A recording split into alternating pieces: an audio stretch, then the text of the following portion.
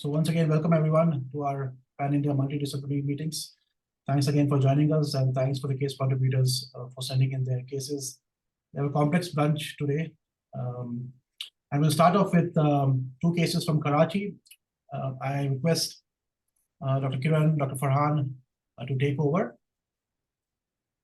Dr. Kiran, if you're there, and Dr. Farhan. Hi, Nihaal. Thank you. Thank you for inviting us. Farhan, are you ready to present the history? Can you put a slide? Can you share the screen, Nihaal? Yeah. Okay. Is it visible? Yeah. Farhan, Yes. are you ready for that? Yeah, I can't screen my. No, it's okay. It's You okay. can It's just okay, Farhan. You can just go ahead. Yeah, it's okay. You can just okay. Okay. So starting with the first case, this was a 10-year-old girl with normal birth and development, and she presented to neurology clinic with left-sided weakness and with continuous left-sided fits. Okay, and this was for the last 6 months.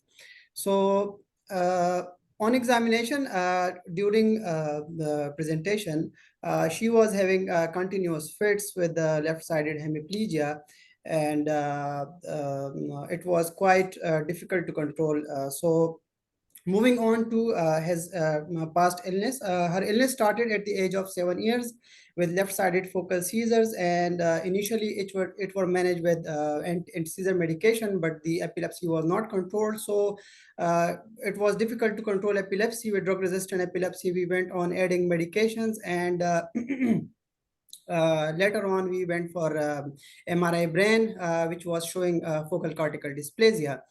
So focal cortical. Farhan, I'll just stop you here. Maybe Kiran can just highlight the findings. You want me to do the okay? Yeah. So on the MRI, this was the MRI which was done in June 2021, and we can see here there's an area of in the right frontal lobe in the parasagittal location. There was area of abnormal signal, and here you can see it's a coronal flare. You can see this, and it was not showing any diffusion restriction, no abnormality on SWI. It was just there. It's just the cortical thickening was there. Considering these findings, and after seeing the EEG finding, we called it a focal cortical dysplasia. At that point, that's it. It was a single focus of abnormality in the brain at that point. Okay.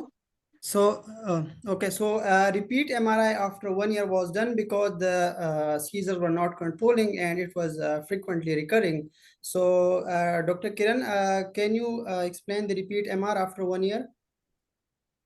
So that's the MRI which we repeated on in May 2022. And here you can see there's definitely the redemonstration of that area, but showing the significant progression. Again, this time there was no diffusion abnormality. There was no abnormality on SWI. So the signals which we were seeing in the previous scan now showing the progression. So at that point, we were worried about another additional abnormality with this focal cortical dysplasia. We raised the possibility of the neoplastic lesion and asked for the biopsy this time. Okay, so then as compared to the previous MRI, the lesion was showing progression, and then we went for biopsy. So the biopsy was showing scattered dysmorphic neurons with peripheral distribution of the nacelle substance and the NFP accumulation and balloon cells. So that was suggestive of focal cortical dysplasia type 2B. And the other differentials given by the histopathology were cortical tubers like in tuberous sclerosis complex or hemimegalencephaly. So we discussed the case in Sick Kids Toronto, and they advised some workup related to the tuberous sclerosis. And we started the child on everolimus for 20 days. But the workup was negative regarding the tuberous sclerosis. So we stopped the everolimus, and then we continued on the anti-seizure medication. But the child continued to worsen. So the child became bed-bound, and there was complete left-sided hemiplegia and persistent left-sided focal seizure. So epilepsia partialis continua. And all the workup done for the tuberous sclerosis was negative. We also considered the other possibility of granulomatosis cerebri. So we sent the workup for that, like dsDNA, C-ANCA, P-ANCA, and NTSCL70, but all the workup reported negative. So then as the seizure were continuous and there was epilepsia partialis continua and hemiplegia, so we went for a repeat MR. So it was like 6 months after the second MR. It is the last MR. So this is the MRI which was done in August 2023, and this time the history provided to us was that child is now having the worst kind of fit-like activity, uncontrollable, and here you can see the significant progression of their signal abnormality. Now almost the whole hemisphere is involved this time, again not showing any diffusion restriction. Now this time we were thinking, is there any possibility of underlying again the possibility of the Rasmussen encephalitis? So the reason for bringing this case to this panel is that we were seriously thinking of that is probably a focal cortical dysplasia to start with, and now we are dealing with the some kind of encephalitis, probably the Rasmussen. But I have never seen the Rasmussen encephalitis in its active and acute phase. So in my experience, the cases of which I've seen is always the diffuse unilateral cerebral atrophy, the cases, but I'm not sure. So I need the input from the panel.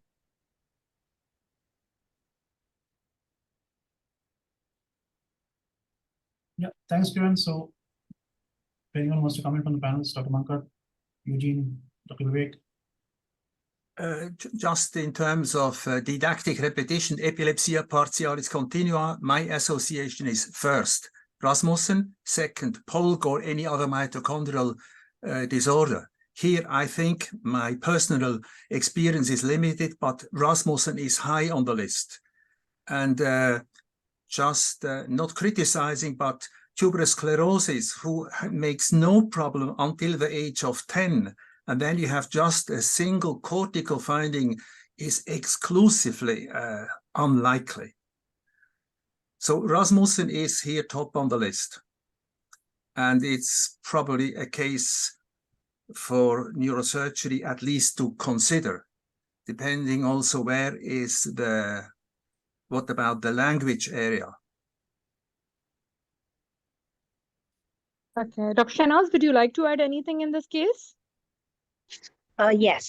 So I saw this child again very recently, and after this last MRI, and we did discuss the possibility of giving them some immune mediator medications like IVIG or rituximab, actually. But the mother wanted time to think about it. We don't, for surgery, I remember a very recent case who was a very clear-cut Rasmussen's, which we had referred to for neurosurgical opinion. And because we cannot localize the speech area, and since this is also the right side, and she is also right dominant, although this will probably not be the prominent speech area, but we really can't do any functional MRIs to identify functional imaging, actually, to identify the speech areas. And so the neurosurgeon actually was hesitant in doing any kind of neurosurgical procedure, be it hemispherectomy or anything, partial hemispherectomy. So we ended up giving that child rituximab, and he is very well controlled now. But this child, actually, I don't know, but this time around, she was not seizing continuously. And the sixth medication that I had added was lamotrigine. I don't know what caused her to stop seizing, not stop, but decrease her seizures. But I have definitely asked the mom that, this is, and I saw her when she started having epilepsia partialis continua. The previous history was being dealt by other colleagues of mine. And so for me, even EPC is Rasmussen's, unless proven otherwise. And therefore, we kept repeating the MRI to show if there is a progression. And I really, I tried to read up whether the same kind of histopathology would be seen in Rasmussen's. And because of the balloon cells, it was very easy. Balloon cells are very characteristic for focal cortical dysplasia, but it's not that it's not seen in Rasmussen's. And so there are reports with balloon cells in the encephalitis state also. So I guess if people agree, then, I don't think I'm going to go for a biopsy again this time, but I am going to give her a trial of rituximab and see how she goes. Yeah, Dr. Mankad, I see you raise your hand. Yeah, I just wanted to add that the pathology literature has also described Rasmussen's as a type 3 focal cortical dysplasia. So perhaps we are talking about the same thing, but given the presentation as well as the trajectory of findings, this would be totally consistent with Rasmussen's. I believe this child was given a lot of steroids over time, right? Because they have had bilateral atrophy. The left side is quite atrophic as well. Yeah. I don't think this child received any steroids, not that I recall. But yeah, I can see the atrophy on the other side, and that was it's a bit worrying then, because difficult for me to understand why. Yes, I wouldn't call this bilateral Rasmussen's straight away, but the contralateral atrophy is a bit worrying then, and we can't describe it easily. Kish, do you think it's an atrophy or it's the other side which is inflamed giving us this impression? Or you think it's a clear-cut Yeah, I atrophy thought on the about side? that, but even if you hide the other side, put your hand on it, you will call that atrophy. How old is this child? She is 10 years old. Yeah, for 10, they're coming to teenage. The brain should be quite full. There is definite atrophy on the left. Okay. So now, was there this difference seen in the earlier MRIs? Yeah, like 6 months ago? I don't think so showed. No, it wasn't. So I thought they were given steroids or something, but looks like not. Otherwise, the right-sided changes are very typical for Rasmussen's, and the evolution over time is as well. So Eugen is right, I think, functional hemi, but just make sure that you don't have any seizures coming from the left in case there is a dual pathology or something else happening on the other side.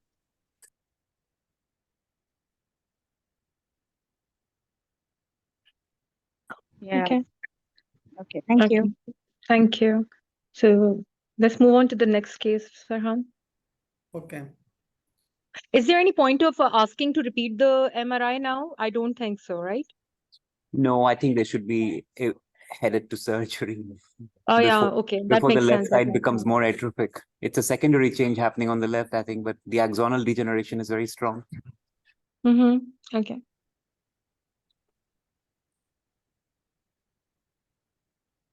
Nihaal, I'm quoting Greenfield's pathology. If you want to read that in a paragraph, they explain the type 3 FCD approach to Rasmussen's. All right, I'll check it out. Yeah, Farhan, over to you. Second case. Okay, so should I start the next Yeah, case? please. Yeah, go ahead. Okay, so this is the next case, and he was 11-year-old boy with normal birth and development, and she presented to neurology with progressive ataxia and progressive scoliosis for the last 1 year. So he was ataxic like while walking, but there was no ataxia on sitting. There were no cerebellar signs, and the scoliosis became evident after a few months of the ataxia onset. And initially, we dig out causes of the ataxia. So there were no chronic diarrhea, there were no history of vomiting, rash, visual problems, or day-night alteration of the vision, and there was no speech abnormality and no history of loss of conscious or seizures. And on further digging out the family history, so he was elder of the 2 siblings, and The younger sibling was also normal, and there was no neurological signs in the parents also.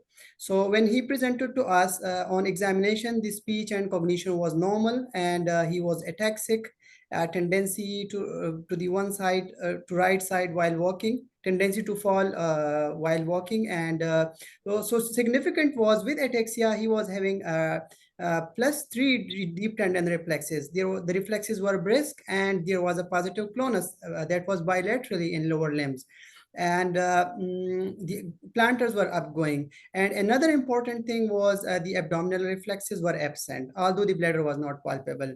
So with the ataxia and lower limb weakness, we initially thought of maybe some cord lesion. So we went for MRI brain. Before presenting to us, MRI spine and MRI brain was already done. So we went for MRI spine. Sorry, we went for MRI spine because we were suspecting some spinal lesion, some myelopathy. So the spine was reported as having mild syringohydromelia. Go to the images. Anything on these pictures? Something striking. Okay, so I'm coming to this. So let me explain how we process how we So went can with this we case. go in sequence? Sorry, this is a very recent, like Okay. So you want today's picture. So this is the progression. We don't need to see the picture right now. This is not something that was seen 6 months ago.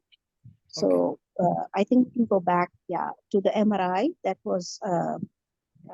So Kiran, can you please? So initially we were provided with the imaging of the brain, which was done outside our hospital, and unfortunately we're not able to show you the images, but that looked fine. I did not find any abnormality in that one. But in this scan, I hope, Nihaal, can you point out the abnormality? So there's definitely a prominence of the spinal canal. Central spinal canal was prominent in the dorsal and the lumbar region. But I wish I can show you in addition to that, there was an additional abnormality within the cord at the dorsal aspect, as you can see the posteriorly. Just point out the axial image where the spinal canal. So just posterior to that, there was a focal signal cord abnormality was there, which we reported. So at that point, we were not sure what we are dealing with. We said it's a scoliosis. The spinal canal is dilated probably because of this scoliosis. But this abnormality, which was there in the cord, we were not sure. We asked to check the vitamin B12 levels, and also asked to check for the demyelination workup. We were not sure. It's just a focal, it's very small, probably hardly a 1 vertebral segment length signal abnormality, and that's it. There was no post-contrast enhancement. There was nothing else in that. So that's how we concluded at that point. Okay, so thank you, Dr. Kiran. So we went for B12 level, which were reported 718 picogram per ml, which was normal. Homocysteine, plasma lactate was normal. We did the EMG and CS at that time. So it reported paver sensory polyneuropathy, which were axonal type. So then we got confused, okay, whether the lower limb weakness with hyperreflexia, whether it's predominantly from the spinal lesion or whether it's a peripheral neuropathy. So we've sent the WGS, and which revealed the PRX heterozygous variant, which is suggestive of Dejerine-Sotos, hereditary motor sensory neuropathy type 3. And then we sent the trios. Both the parents, they were also reported PRX heterozygous variant in both parents, and they were completely asymptomatic. So then we repeated the parental EMG and CS, and to look for any subclinical neuropathy, but the result was normal. So again, like we went for the whole spine, MRI whole spine, after about 6 months of the initial MR, which was showing flow wides at the thoracic spinal level and suggesting a myelopathy. So Dr. Kiran, can you explain the last MR? So at that point, we also requested them to get the follow-up examination. Interestingly, I'm not able to show you the scoliosis, but definitely from the previous examination, there was a progression of the scoliosis. But in addition to that, there was a significant increase in diffuse cord abnormality. Now, I hope because the child was having the scoliosis, it was very difficult to show you in one section. So here you can see you can see the signal abnormality in the lumbar region, the cervical region, without any post contrast enhancement. It's just there. There was, I mean, this is what you can see is here. Now, definitely there's a progression of the signal abnormality, but this time there was one more additional thing which I noted. It was a flow void. If you can see in the first image, anteriorly caught, there was a significant flow void. Though I did not see any post-contrast serpentinous abnormality, considering the significant increase in the abnormal cord signals, this flow void, which was not there and it's now quite prominent, this point I was suspecting probably there's a possibility of underlying some kind of dural fistula, or that's what initially I was thinking of probably it's because of the scoliosis, this signal is there, but now there was no other explanation of having the why the signals are getting worse in the cord. So I raised the possibility there might be a possibility of some small dural fistula. So I asked for the angiogram this time, the conventional spinal angiogram. I don't know, Farhan, what is the update about it? So currently it's not done. We have the neurosurgeon has advised the digital spinal angiography, but currently the child is bed bound. He is having bilateral lower limb power is 3/5. The tone is decreased, and the reflexes are there is hyporeflexia. Okay, initially there was hyperreflexia with clonus, and now there is hyporeflexia with paraplegia, and also there is some weakness in the upper limbs also. And this is the current picture. So this is the current picture, and you can clearly see that the child has developed signs of adrenal insufficiency. So now he has a low cortisol level, and we have sent other workup for the adrenal insufficiency. So now like we are thinking whether the initial presentation was because of some card lesion, or it's some underlying neuropathy that is leading initially to the sensory polyneuropathy, and then now leading to this adrenal insufficiency.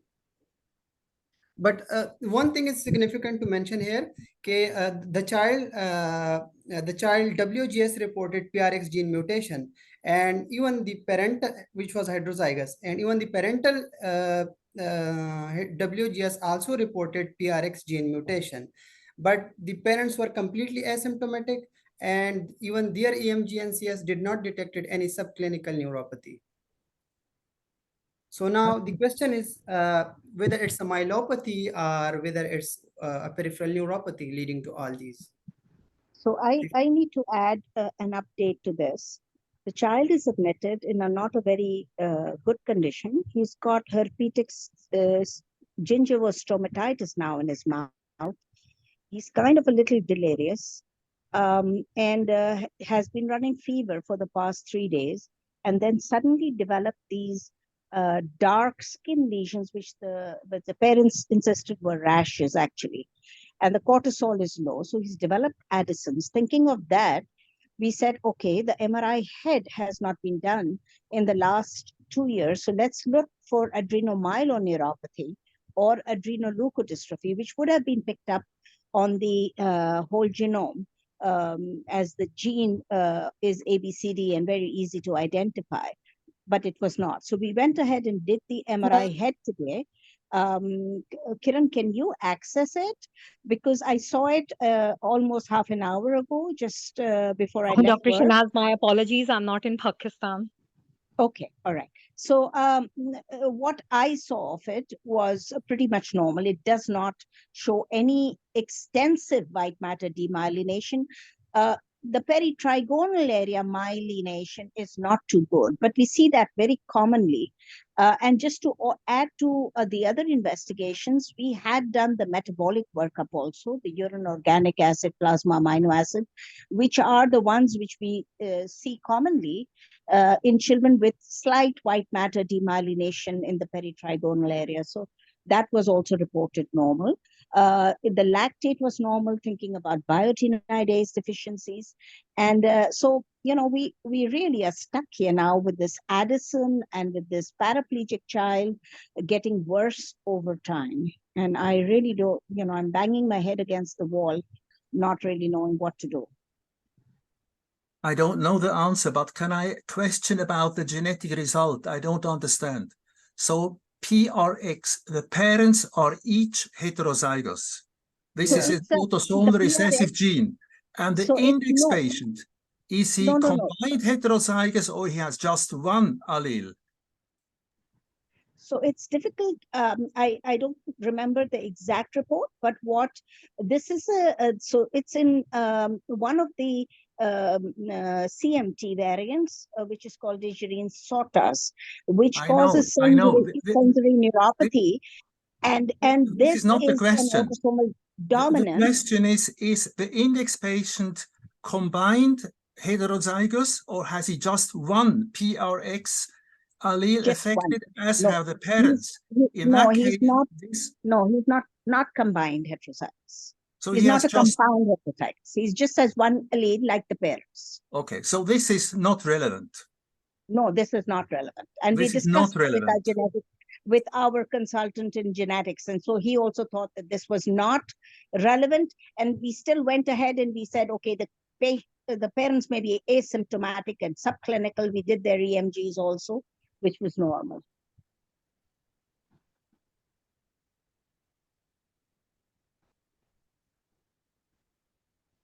Somebody was just raising there, this can be a Hirayama disease. I don't think so. And in my opinion, it's not Hirayama. I don't see any compression over the cord. Though we didn't, it's just a neutral position MRI, but there wasn't any compression. I don't think so. I don't know what the Kish you said. Kish, do you have any opinion about this? It's not even the clinical presentation of Hirayama. Yeah, right? it's not Hirayama is a clinical diagnosis most of the time. I missed the initial part. Did we do an echo? Echo was normal, right? Yeah, the echo was normal. Right. So actually, when I first examined this child, I thought he had Friedrich's because he had the ataxic gait and he had upgoing planters and he had brisk reflexes. And but with the abdominal absence, I thought maybe this is a spinal cord lesion. And there's so many times Kiran discussed it. I discussed it with Kiran whether that, that dilatation of the spinal canal could have caused it. But the neurosurgeon was not happy with it. And at that time, we didn't think about any venous malformations or dural malformations. Any malformation, yeah. So, and 2 weeks ago, we had informed the father that please get it done. But somehow he's not from Karachi, so he sort of delayed it until he came today again. With this, in fact, he came 2 days ago and is admitted now in the hospital. And we can't get the CT angio or whatever it is required that we do. You said the NCV was only showing sensory neuropathy, right? Sensory. Yes. So, cord lesion will never cause sensory neuropathy. It has to be a motor, it has to be motor. So it cannot come from cord. This is not from cord. NCS is not. So we shouldn't really discuss cord as a cause here in the legs, for this ENCS. Because NCS in a cord problem will be a pure motor axonal neuropathy if it is there. That was my concern. And so we went ahead and we did a whole bunch of things for the sensory neuropathy also, like checking for lead. And we also did its autoimmune profile, and we did all sorts of things that can, be worked up. But we're still, now this Addison thing is adding to it, and we really don't know what's happening. And why is the cord showing this extended myelitis?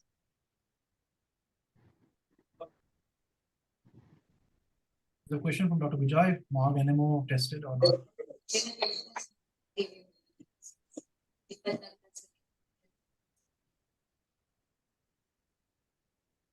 In the meantime, may I suggest that you talk again with your geneticist and ask him to look again carefully at the bioinformatics of the exome sequencing, whether he looked at all sensory neuropathy genes.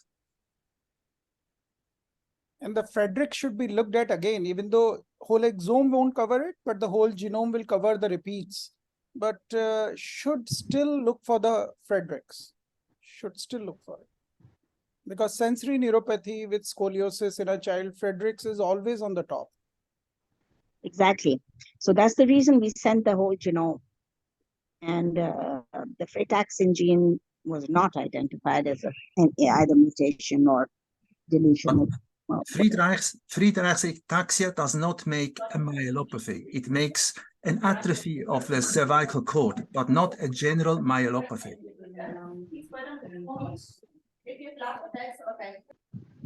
Can I just add something, Nihaal? Yep. Yeah, a couple of things.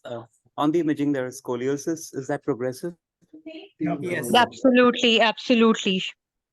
Okay. Yes, it's getting worse. That is a strong sign telling us that there is a progressive problem here. Second thing, is there signal abnormality in the cerebellar dentate in the middle picture?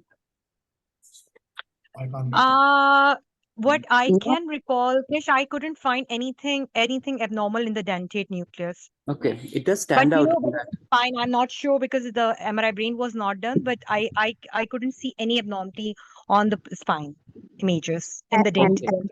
can I add, Kiran, the one that I saw today also doesn't show Yeah. any signal abnormality in the dentate. Oh, okay, perfect. So there is or there is not, sorry? There isn't any. There isn't any, okay. It's still unusual on that middle sagittal. And then the signal change, you have excluded, I'm just trying to tie the progressive scoliosis along with these things. I don't think there is chora equina enhancement, by the way, Nihaal. Yeah, I don't think so as well. It's just I agree with you. There isn't No, any. that is not enough to call. That is not enough to call. Look at the chora equina roots lower below on that sagittal. They're not enhancing. Yeah, agreed with you. Yeah. But I don't know. I was I not don't able have to sections over correlate it. I here. was thinking of some malformation. So that's the only thing which was making sense as a radiologist to me. Question again now is, could this be a, okay, the 2 time points are how apart now? This is August 2023. How has the signal change been seen in the 2 time points? Is it progressive signal abnormality or is it stable? No, no, it's a significant progression in it's a cord abnormality. So initially it started with a focal, very hardly identified focal cord signal abnormality at the dorsal cord. But now it's a significant abnormality. I wish I could show you the direct images on my PACS, but there's a significant progression in the cord abnormality. Progression in the length. The length of the signal abnormality has increased since the previous examination. That's I'm sure. Is it worth one from the imaging perspective, instead of spinal angio and all that, I think I would suggest plexus imaging to look at the plexus properly. But the second thing is, I'm also thinking a tumor in the spinal canal in the cord would actually cause progressive scoliosis. What else can cause progressive scoliosis with signal change within the cord?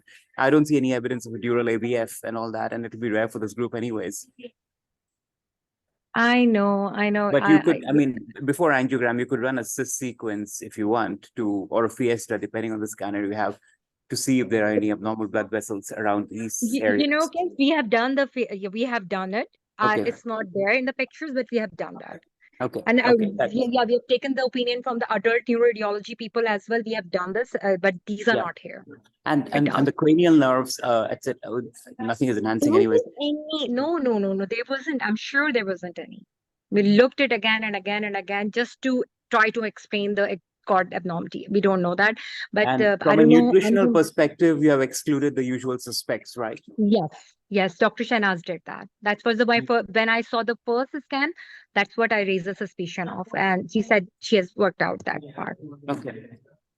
Can I just add a small thing? So genetics, you have done whole exome sequencing, but bigger deletions won't be picked up with that if you're thinking about polyneuropathies. Maybe worthwhile doing microarray or something like that, because it will pick up only point mutations. We have done, sorry to interrupt, we have done whole genome sequencing. Whole genome or whole exome? Whole genome. Okay, but yeah, you just have to look into it, whether, microarray picks up the bigger deletions. Okay, thank you. We will look into that. Actually, whole genome will pick up deletions and duplication. You don't need a microarray. If a Whole genome will pick up. Okay. Yes, yes. Okay, fine. And I add to the confusion, saying that if you have lack of sensory input or kind of disbalance, you get scoliosis. For example, in Robo3, patients develop scoliosis. Of course, this is a navigation disorder, but Joubert syndrome does not develop scoliosis because their sensory afferents are okay.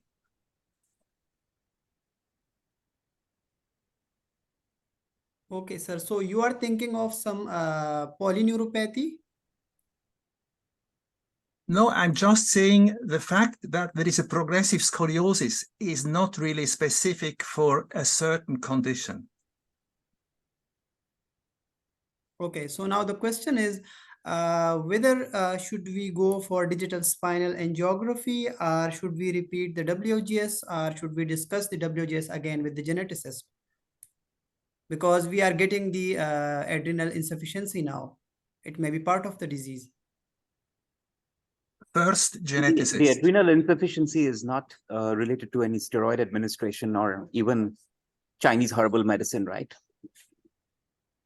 We are not giving that as far as I know. We haven't given that. We can be sure of steroids not being given by us, but the parents live somewhere east of Punjab, and we are in Sindh. Have you cleared the child from an AMN perspective, though it's rare in kids? But again, motor neuron would not present like this.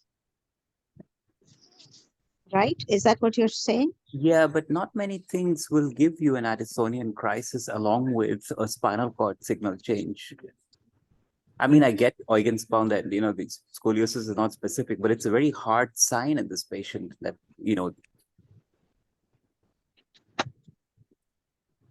needs to be explained. Of Algrove syndrome, does it fit into it? By Dr. Sayoni, I think. I'm not sure of the imaging of the Algrove syndrome.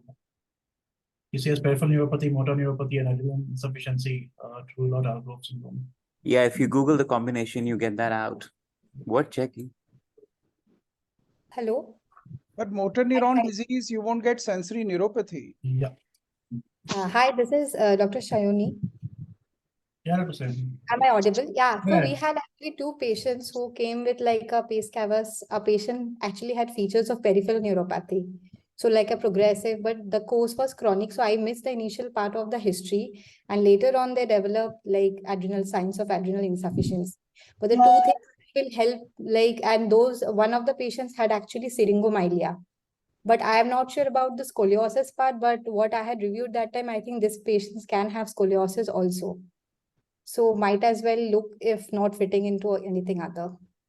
Sorry, can you come again and tell do us you what? see sensory neuropathy, Sayoni? Yes, sir.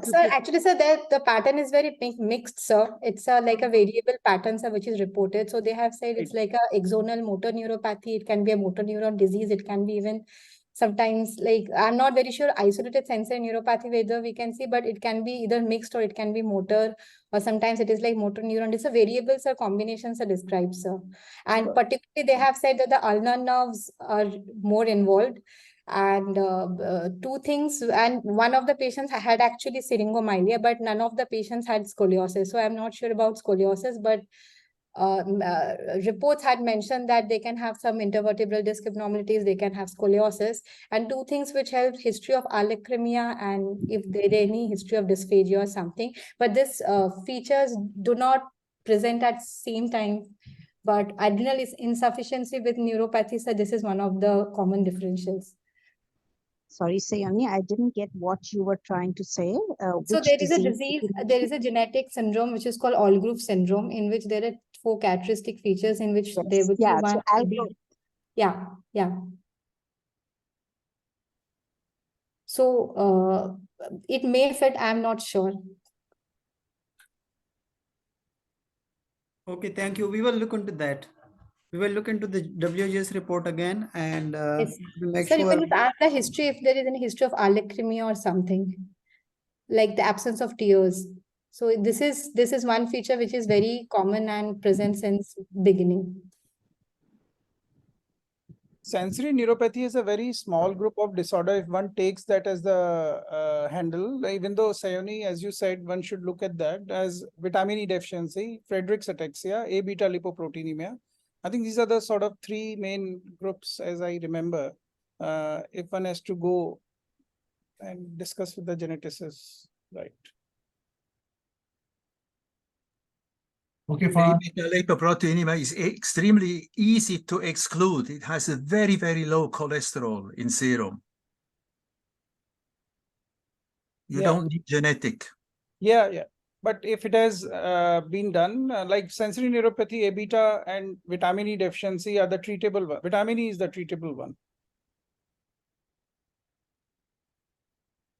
Okay, so we have done workup for B12, which is normal, and there was no history of chronic diarrhea or other illness. So we didn't consider that as a possibility. But the sensory neuropathy regarding that workup, I think all was normal. Even the lead level was normal.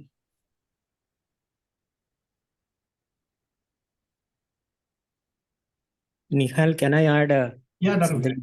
Spinal vascular malformation. So the possibility of a dural fistula was raised because this is not the age group, it occurs only in the elderly. And the spinal perimedullary fistula is the one which can occur in relatively young age group, but not in this age group again. And the flavoids will always be more on the dorsal side because the veins are in the subarachnoid space in that location. Ventrally, they will be subpile, so they will not engorge before the dorsal ones have engorged. And moreover, this is just a CSF flow artifact. Yeah, the only areas which caught interest was this area where I'm pointing out over here. I'm not sure if they are prominent or normal for the age. And along the dorsal aspect over here, these subpile or perimedullary enhancing regions of vascular, just over there, this areas, if they are common or not. I don't have an Excel to check that, but yeah, but in that case, that the ventral roots are also a little bit more prominently enhancing. Yeah, they are enhancing. I thought they were enhancing. Can it be just a post-infectious AIDP? This thing longitudinal extensive transverse myelitis spectrum. Is it just a post-infectious? Yeah, that maybe would expect the cord changes, but not the overall picture, I guess. Okay. Scoliosis and all that. So okay, a little complex, I think. Right. But I agree. I thought the cordicoid nerves for enhancing a bit. Not thickened, but we are probably stuck and should ask for feedback of your genetic consultation and continue with other cases. Got it. Okay. So, Dr. Farhan, if you can just get back to us if anything comes up, that'll be great. Okay, so I'll bring this Thank case. you, everybody. Yeah. Thanks. Into the next meeting. Sure. Over to the next case, Sai Deepak or Krishna Priya, if you're there. Hi, sir. So this is a follow-up of a child whom we had presented in June. It is baby of Ambika. The child was presented initially as a neonate. There was oligohydramnios and it was a preterm baby. Cried immediately, but the baby had neonatal seizures. And the baby did not have any dysmorphism. The metabolic profile was normal and lactate was also normal at birth. And at that time, the MRI was discussed here and it was suggested that the MRI is suggestive of a paraechoviral infection more than a metabolic cause. Our question was whether it is a metabolic cause. According to the advice given by the panel, we went ahead and did the CSF paraechovirus assay, PCR, and it came negative. And this child has a sibling who is now 7-year-old. And that child also has similar findings. The child has CKD, anorectal malformation, and microcephaly, and MRIs showing a similar picture. So our doubt is whether this is something genetic. Should we go ahead and investigate the children because financial issues are a problem? We can't investigate too much. So that is why we are again with the case. Okay, so just to quickly summarize the initial findings of the first child. at the neonatal age group, you had these confluent abnormalities, predominantly in the periventricular region, extending up to the subcortical regions, this radiating type pattern. So at that point, we thought of possibilities of non-congenital viral infections. Paracovirus most common, but other infections could cause these imaging abnormalities. So I think this is a follow-up scan 3 months later. I can see there's some residual areas of cystic gliosis over there in bilateral periventricular regions, possibly some hemocytin deposit in the left, the trigone over there, and thinning of the corpus callosum mildly. But other than that, I could not appreciate any significant cavitatory changes other than these two frontal abnormalities, and obviously some degree of reduced white matter in the periventricular regions. I think angiography was done, which did not demonstrate any significant stenosis. I think left vertebral artery is a hypoplastic normal variant. Spectroscopy was put in the abnormal white matter regions, and I cannot appreciate any significant peaks for that age group. As Krishna Priya has mentioned, they had done a panel, excluded paracovirus, rotavirus, HSV, varicella zoster, and enteroviruses. And this is a sibling. Krishna Priya, at what age was it scanned? Was this also a neonatal age group? No, sir, this was when the child was around 2 years of age. Okay, so 2 years of age, again, similar pattern seen in the index child. Extensive confluent abnormalities, again, predominant periventricular pattern involving corpus callosum, central white matter, possibly some areas of the brainstem over there. So yeah, these were the findings, and the question was, is it a coincidental abnormality of a viral infection, or are we dealing with a mitochondrial or a vanishing white matter type of disorder? See, any CSF lactate or any CSF studies were done? No, not for the sibling, the older child, it was not done. For the younger child, 3-month follow-up, we did a lactate again because we were strongly suspecting mitochondrial. And at 3-month follow-up, the lactate has come up as 47. So significantly elevated, I guess. Yeah, significantly elevated. And not attributed to any infection. No, the child was well during that time. And developmentally also, for a 3-month-old, the child is doing well. So that is slightly atypical, no? Yes. So we are wondering whether we should go ahead and investigate the child genetically. The child is developmentally doing well, and yeah, it's an odd finding for us. Okay, I'll open the case if anyone wants to add any further comments. Why did they do the scan at 2 years if the child was well? The sibling is not well, ma'am. The sibling has CKD. He had type 2 anorectal malformation, and he had an ilioanal pull-through. He is short stature. He has CKD. So for that child, seizures are also there, microcephaly.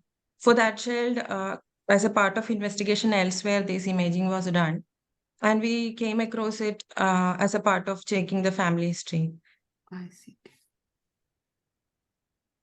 There are so many multiple malformations, then there is a high possibility of a genetic disorder, right?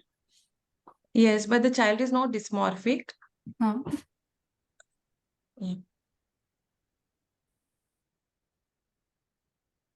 But whether these two, the siblings are, the conditions are related, whether it is mitochondrial, that part we are not sure. So we were thinking whether to go ahead with more investigations. We wanted an opinion. Yeah, you can test one of them.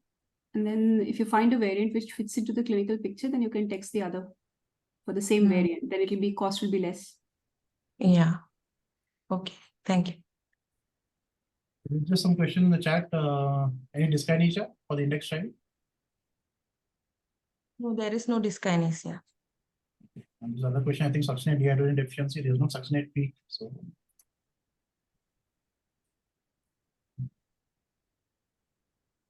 So I think given the imaging findings, which is pretty similar in both the siblings, I think as Dr. Rashmi has mentioned, maybe for genetics, though it looks like the typical viral infection pattern, but both the childs having the same pattern and the second child having it at 2 years is slightly. Yeah.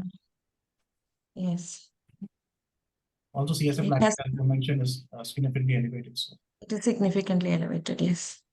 Homocysteine levels, everything checked? No, homocysteine has not been checked. we will do that.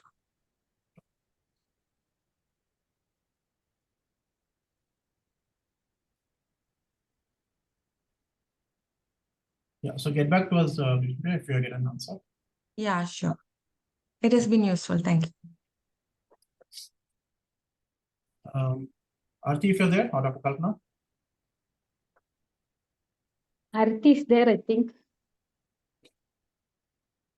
Yes, ma'am. Just a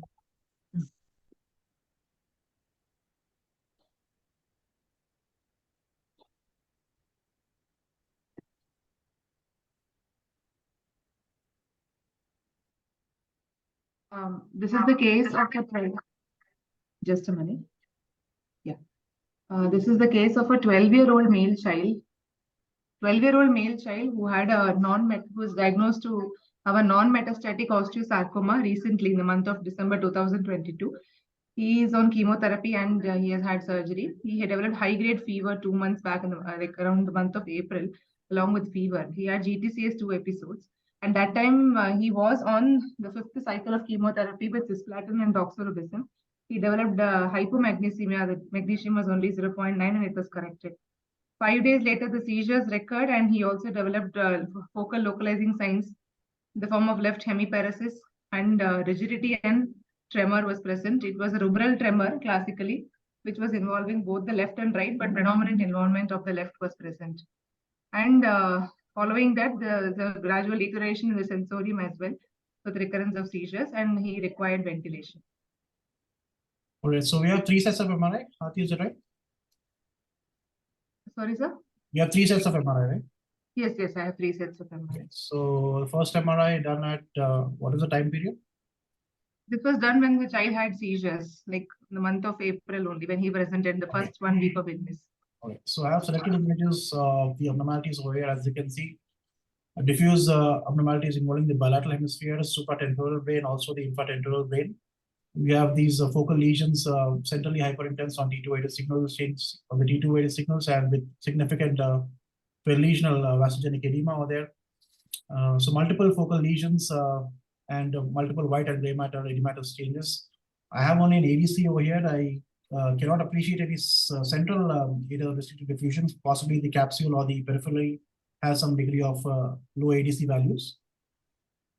All right, so SWI or the GRE did not demonstrate any hemorrhage or calcification. Okay, I have a diffusion panel, and you can see that centrally it is not restricting, but peripherally there is predominant peripheral areas of restricted diffusion in most of these lesions over there. Yeah, so yeah, these are the images that I don't think we did a contrast at that time.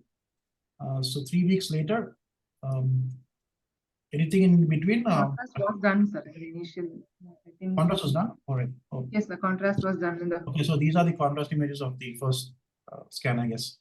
So yeah, so post contrast, you have these predominant peripheral enhancing lesions. Some have these concentric targetoid appearance. Some have this eccentric pattern of enhancement. So a mixed pattern, peripheral enhancing lesions, some concentric enhancing lesions, some eccentric targetoid enhancing lesions on the contrast study. And after that, I think we had a follow-up scan. In between anything, I think, clinically for the child.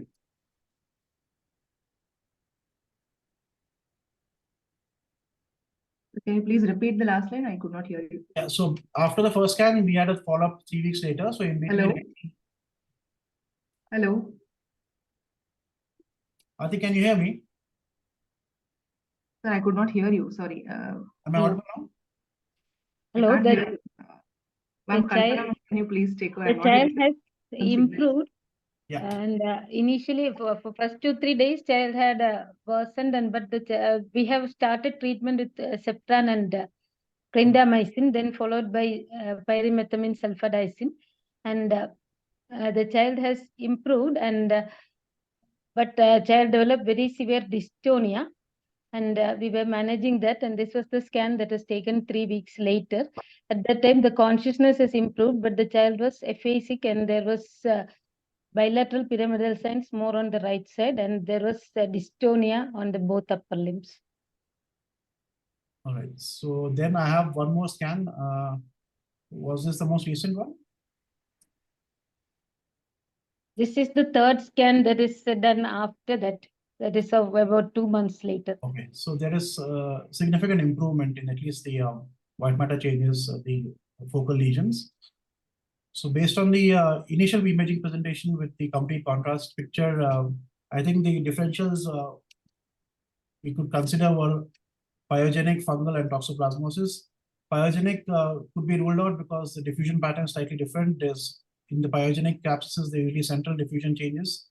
Fungal can sometimes have these hemorrhagic foci, but what closely matched our case was we thought of toxoplasmosis, these multifocal lesions in an immunocompromised child.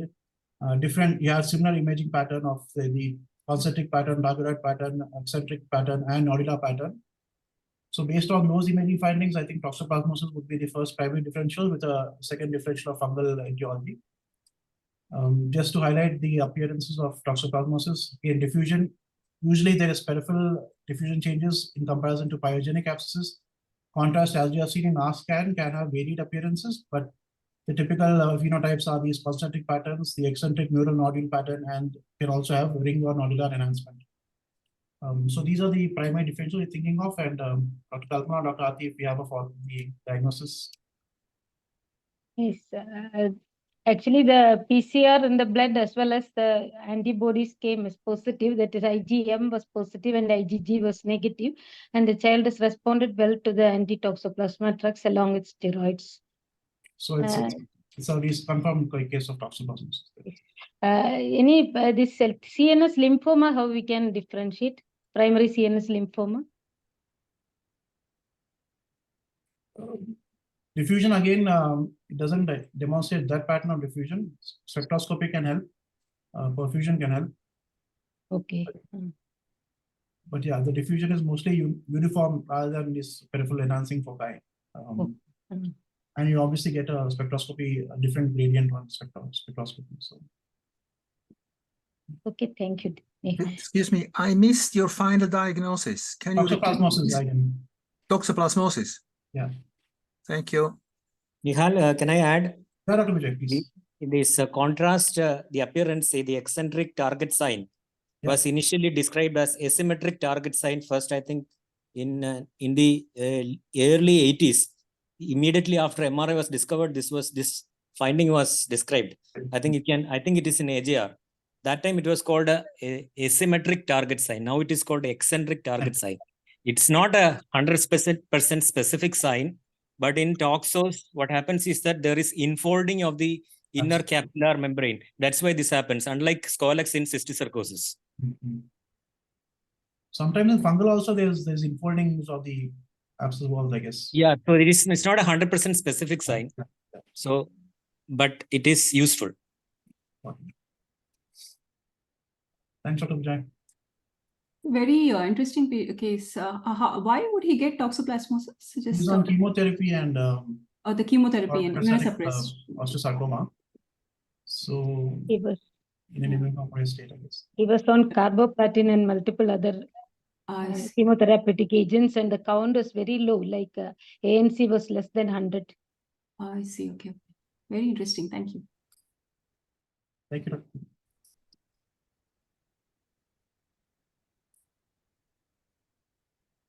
Over to you, Dr. Rashmi or Arushi. Hello. Yes, ma'am. Hello. Yeah, Arushi, go ahead. Yes, Dr. Arushi, please go ahead. Yes. So we had a 15-year-old male child who presented with fever for 2 days, altered sensorium, and 2 episodes of abnormal movement of right upper limb.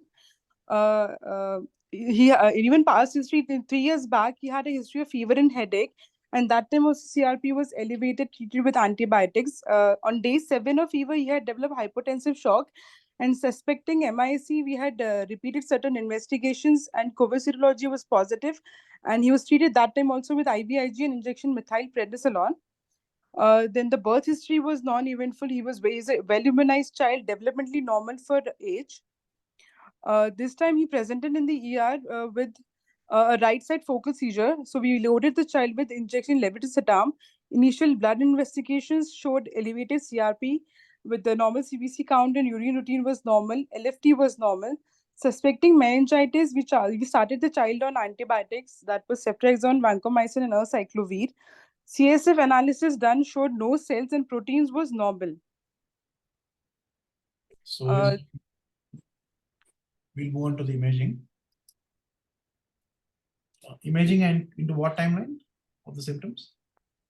So imaging would have been done on day 3 of the symptoms. Yeah. So we have predominant changes in central deep brain nuclear thalamic lesions, but there are again some areas of restricted diffusion in the superficial posterior frontal regions, perioronic regions, some sulcal abnormalities over there on the right side. The hippocampus on the right side demonstrates restricted diffusion. The dorsal brainstem over there, the pons, has this focal area of restricted diffusion. Also, the cerebellar hemispheres on both sides have these cytotoxic edematous changes. But as the main findings are in the thalamus, bilateral thalamic lesions, central regions also in the anterolateral thalami have these areas of restricted diffusion. T2-weighted sequences, you have this typical targetoid appearance again on the bilateral thalami, corresponding edematous change, what we have seen on the diffusion on the T2-weighted sequences. In the subcortical cortical regions, the cerebellar hemispheres on both sides. The gradient sequences demonstrated areas of hemorrhagic necrosis over there, especially in the bilateral thalami, also in the left frontal region, superficial frontal perioronic region. So based on the imaging findings, we also did a spine. I think spine did not demonstrate any focal lesions. Contrast cannot appreciate a significant enhancement, possibly some peripheral enhancement over there in the right thalamus. Not sure why the angio was done, but angio slightly motion degraded, artifactual, again, could not appreciate any significant abnormalities. Perfusion was done. There are some areas of high metabolity in the thalamus and also in the cerebellum. So based on the imaging findings alone, we think of acute necrotizing encephalomyelitis as the imaging finding. So if you see the first picture is pretty similar to our case, have these bilateral thalamic abnormalities. They can also have extensive abnormalities in the periventricular white matter, also the patental regions. It does follow a viral prodrome. So the other infections which can present with similar findings can be dengue encephalitis, influenza, and Japanese encephalitis. So viral encephalitis or ANEC is the imaging differential that they're thinking of. And on the labs, Arushi, if you want to just summarize. Yes, sir. So the CSF was normal, LFTs were normal. Only the ECT and the brain showed changes of acute necrotizing encephalopathy of childhood. So we started the child on methylprednisolone and IVIG, to which he responded very well. The sensorium had improved, sir. Okay. So responding to IVIG, got it. So this child improved very well. In fact, he from the sensorium improved, he started walking. He had a little bit of memory issues, but then he improved completely. What I was thinking about was in ANEC, usually you get abnormal LFTs and high protein in the CSF, which he didn't have. And 2 years back, he had a history of this COVID MISC, where he was given IVIG when he presented with hypotensive shock. So I was thinking whether he could have a genetic like RAN-BP2 mutation, which can present with hypotensive shock also, which can present with recurrent ANEC also. So we planned for genetics, but I just thought it was interesting that he received IVIG 2 years back, and now he's come back with this condition. I mean, we didn't think it was MOG or anything immune, but at parents' request, his sister is a biotechnology student, and she requested that we rule out immune-mediated disorders. So we did the MOG and all that, and it was negative. We don't have an initial imaging, I guess, at that time. Sorry, what was that? We don't have the imaging at 2 years back. No. That time MRI was not done because he had only fever, headache, and hypotensive shock. So he didn't have major neurological problems at that time. So MRI was not done at that time. Can I ask a question to the clinician? So when a child comes like this, how will you exclude, do you really exclude a flaviral encephalitis before starting steroids? Or is it a typical picture, a clinical picture? No, I went ahead and gave, because previously we used to exclude viruses before starting steroids, but now the tendency is more towards giving steroids because they feel that the long-term disability is secondary to immune-mediated things. So even in viral infections, most people are encouraging to give immunomodulators early if you want a full recovery. So. Okay, thank you. Dr. Vijay, any experience of RAN-BP2 versus non-RAN-BP2 on imaging? I have no experience on this. So we will mostly see in, especially when this case hippocampus is involved, especially the body of the hippocampus, I would have, we will be thinking mostly of a viral, the flaviviral, and hemorrhage is more in dengue than Japanese encephalitis in MR detectable hemorrhage. Both can do bleed, but MR detectable hemorrhage is more in dengue. So in a young child, obviously, I mean, we see more of older children and adults. That's why probably we don't see as much.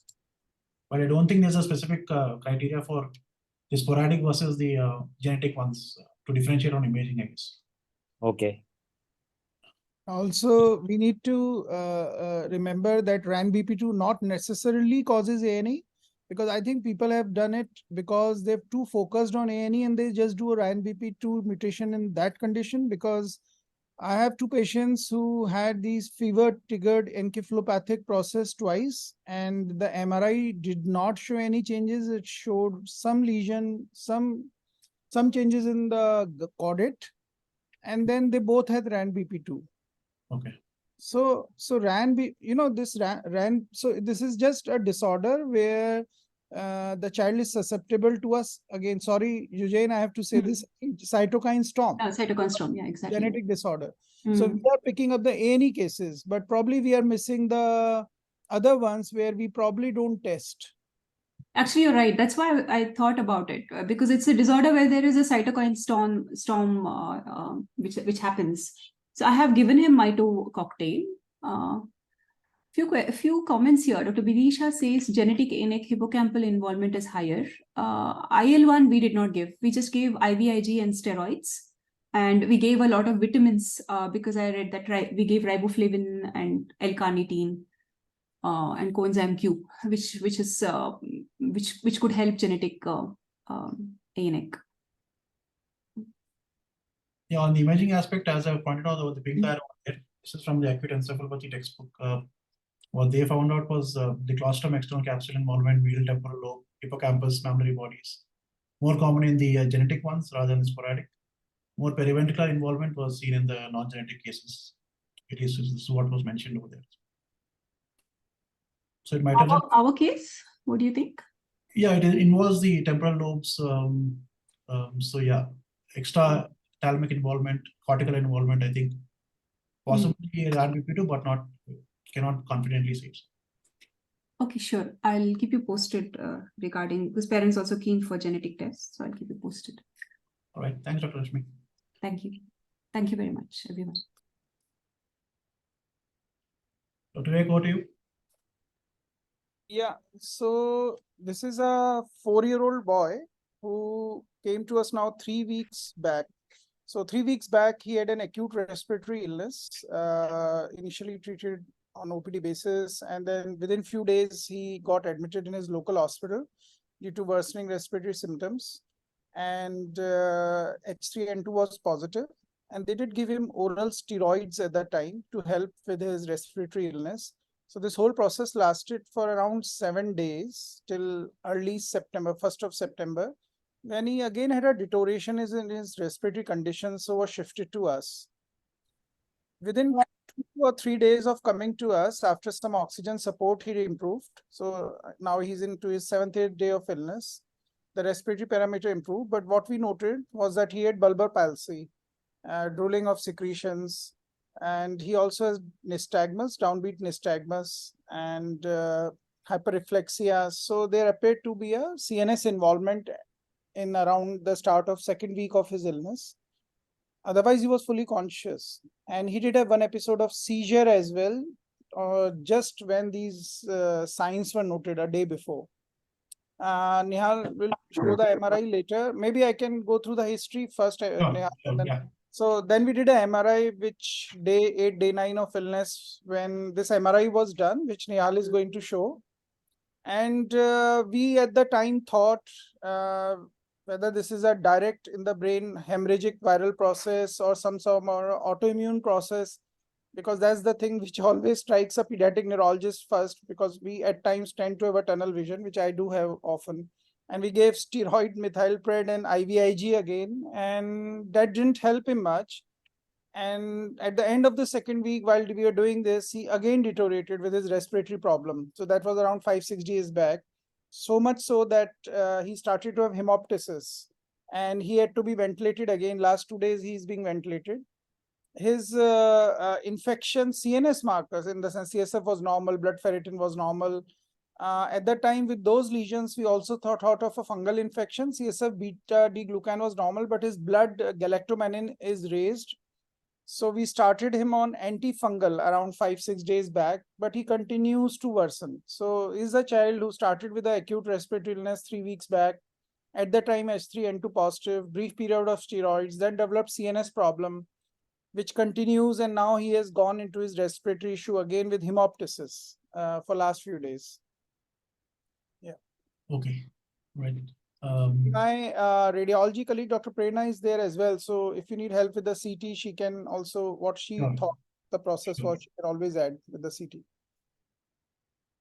All right. So the initial MRI images, we have T2 sequence over there. Again, similar to a case which we discussed from Kim's, multifocal lesions with edematous changes involving the bilateral hemispheres.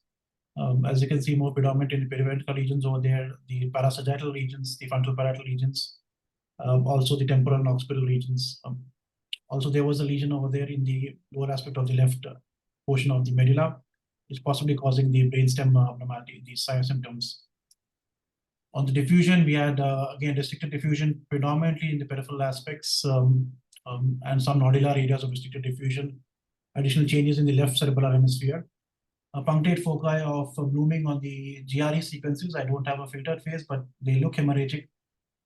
So yeah, these lesions had these punctate foci, linear foci of hemorrhagic or areas of blooming on the GRE sequences. Post contrast, again, similar pattern of peripheral enhancement, predominant peripheral enhancement, but there was some ingrowth or areas of septations over there in the central aspects over there.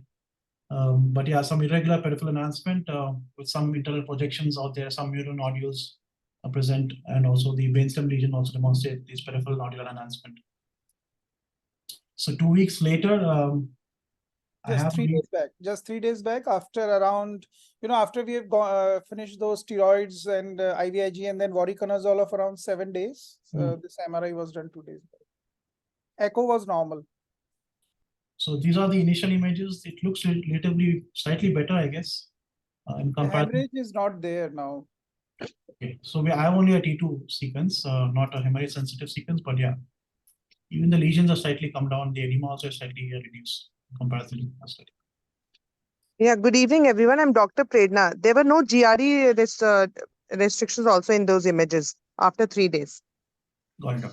All right. So then I think we had a CT chest. Maybe you would just want to elucidate the findings on the chest with an angio. Yeah, there were multifocal areas of consolidation. First, we went for a simple HRCT, which you can see the first 3 images. These are areas of consolidation. And on the consecutive, these images, on the contrast images, we can see the multifocal. There are non-enhancing hypotense areas scattered within these areas of consolidation, which might suggest that there are early areas of necrosis, or we can say an abscess formation. Then on this, because we were evaluating this child for hemoptysis. So then we saw a cavity in the upper lobe, left lower lobe. There was an aneurysm. So there was a pseudoaneurysm developed by the erosion of the segmental branch of the pulmonary artery, which we thought would be the cause of the hemoptysis in this child. This child had hemoptysis with 50 to 60 ml of blood, frank blood from his tracheostomy tube. Was there any change of lymphadenopathy, mediastinal lymphadenopathy? Yes, sir. There was significant mediastinal lymphadenopathy with a short axis diameter of more than 10 mm. Okay. So by that, significant main changes are consolidation, some areas of necrosis, one area of pseudoaneurysm due to a segmental branch thrombosis, and mediastinal lymphadenopathy.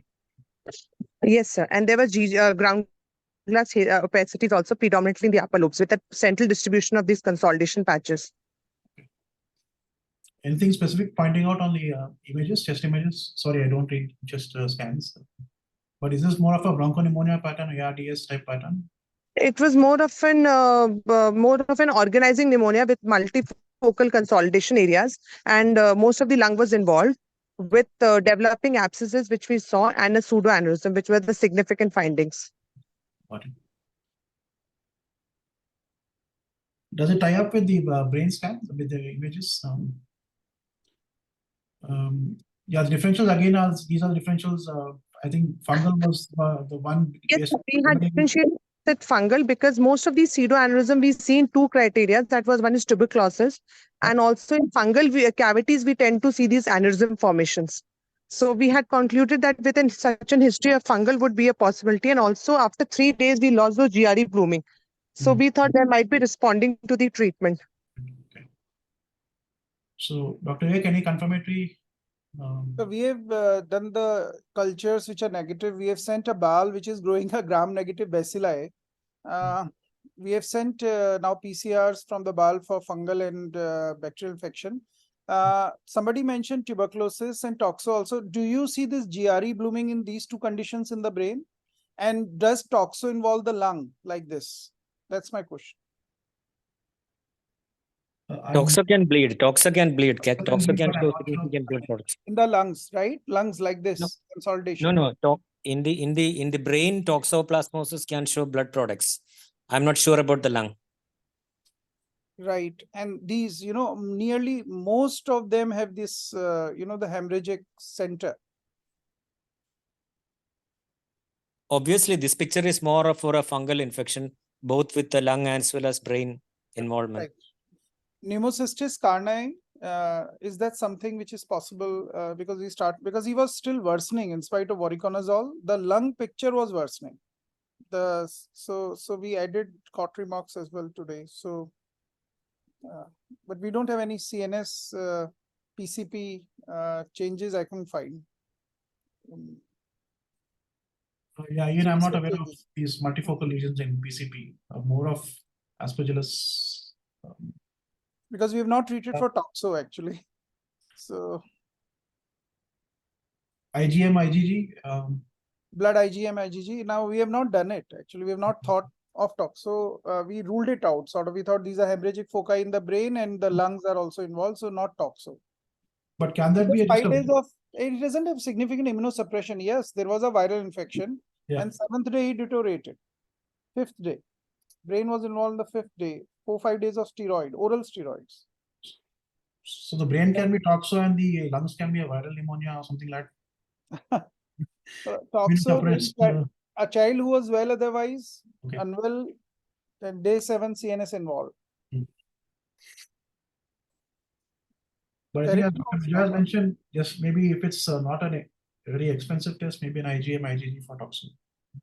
Right. If you're not getting anything on the fungal cultures. Sure. I guess. Any chance of it being an amoebic involvement? Any chance? So that was something, those, yeah. There's no history. I did go back just thinking, there is no history and one doesn't get often of going to water pond but you don't know. So that's, again, those things sort of come to your mind all the time.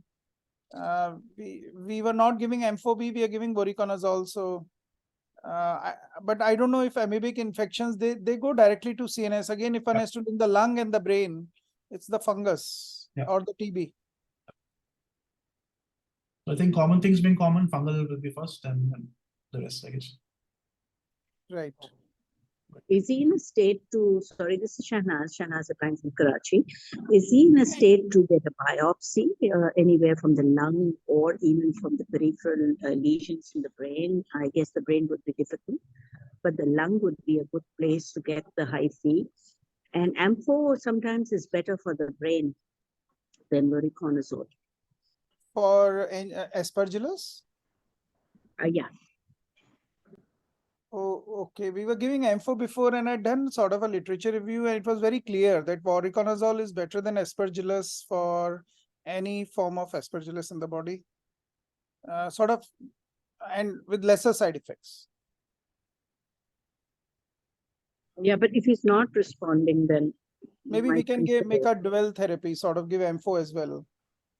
But I think you need to have a biopsy first to prove that this is a fungal infection versus TB. So tuberculosis will be a possibility, right? Okay. So does CNS lesion favor that, Nihaal? Is tuberculosis a possibility? Because that's always there in the mind. The tubercle abscess usually has central area diffusion, hemorrhagic or calcific, slightly less common than the fungal and toxos. Right.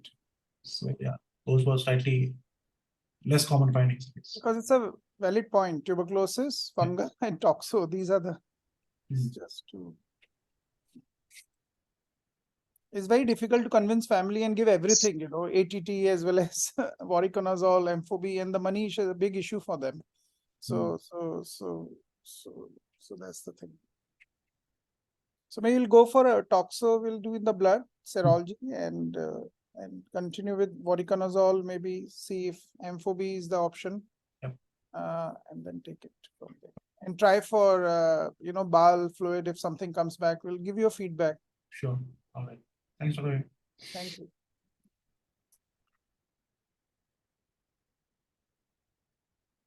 All right. Ashwin, are you there? Yes, yes. Yeah, this is a 7-year-old male child who was diagnosed with Griscelli syndrome type 2 with a RAB27A mutation.